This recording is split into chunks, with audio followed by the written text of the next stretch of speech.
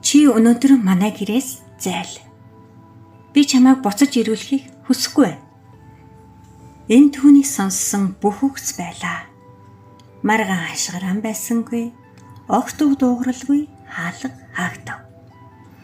Түүний эмээ бага наснаас нь түүнийг яг ээжиг нь өсгөчхөд яг л танихгүй хүн шиг хөөж гаргав.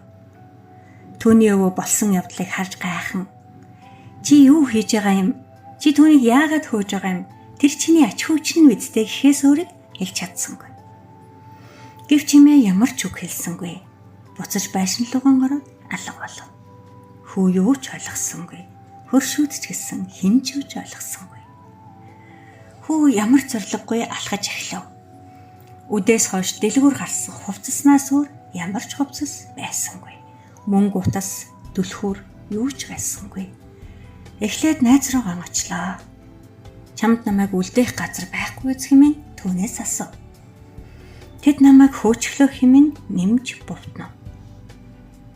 Намайг уучлаарай. Гэхдээ миний аав ээж хоёр хэн нэгнийг үлдээхийг зөвшөөрдөггүй юм. Үнэндээ би чинийхэн төлөө юу ч хийж чадахгүй гэв. Хүү цааш алхав. Өөр найз нь түүнийг хараад бүх зүйл зүгээр үү? Ямар нэг зүйл болоогүй гэж асуув. Надад очих газар алгаа. Би танад хэд хоног байж болох уу? Чи тэнд юу хийх гэж? Чамд мөнгө байхгүй үстэй. Чи ямар ч төлбөр хийх чадваргүй. Үгүй надад юу ч авахгүй. Тэгвэл намайг уучлаарай. Чи манайд үлдэж болохгүй. Хүү толгоогон удаалган цааш яв. Тэр найз охин дээр нь очив. Хүү түүнийг тэрвэрэд болсон зүйлийн талаар хэлв. Найз охин санаа зовж аав ээжтэйгээ ярилцаад буцаж ирэхдээ дуугүй зогсож байснаа. Тэр хоёр үлдэж болохгүй гинэ. Би өөрөөр тусалж чадахгүй, намайг уучлаарай. Гэхдээ чи заавал өөр газар олох болно гэж хэлв.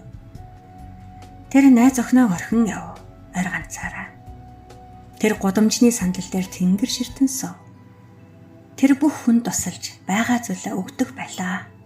Одоо хинч түнд яаж ч тусалсангүй. Нилээд хэдэн цаг өнгөрөв. Түүн дээр хинч туслахаар ирэхгүй хэмээн тэр бодов. Түүний өвөө гинэт гарч ирэн гэртээ харьцгаая гэв. Яах гэж? Намайг дахиад л хөөн үсттэй гэж хүү харихыг хүссэнгүй. Надад итэг алив явцгаая. Хүү машинд сов замын төрш чив чимээгүй явцгаав. Гэрийн гадаа ирэхэд имэн гүйж гарч ирэн хүү тэрв. Хүү арагшаа хүрв.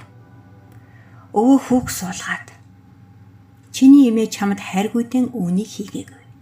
Тэр чамд дэндүү хайртай болохоор л хийсэн. Тэр чамд бүх зүйл байхад хэн чамтай үлдэж, юу ч үгүй байхад хэн үлддэг вэ гэдгийг л чамайг өөрөн хараасаа гэдгийг л хүссэн юм. Чамд чамайг хүрээлсэн найзууд байгаа гэж бодсон. Чи маш сайн найз охинтой салшгүй гэж бодсон. Гэхдээ тэр чамаас харахыг хүсээгүй зүйлийг харсан. Чамайг ашиглаж байсан хүмүүс чамайг бусдад өгч байхад л чамайг ашигласаар байх болно. Гэхдээ чамд хэрэгтэй үедэд алга болдог. Тиймээс эмээ чинь чамайг үннийг хараасаа гэж хүссэн юм гэж хэлэхэд хүү цөрхөртлөн ойлов. Эмээ нь хажууд нь очиод надад үүнийг хийхэд маш хэцүү байлаа. Чамайг худал хуурмагт итгэж удаан үргэлжлүүлэхийг хүсээгүй юм.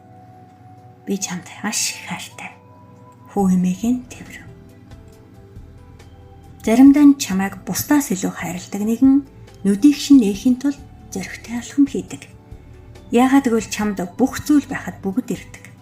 Чамд юу ч байхгүй үед хэн чамтай үлдэхийг ойлгох болно.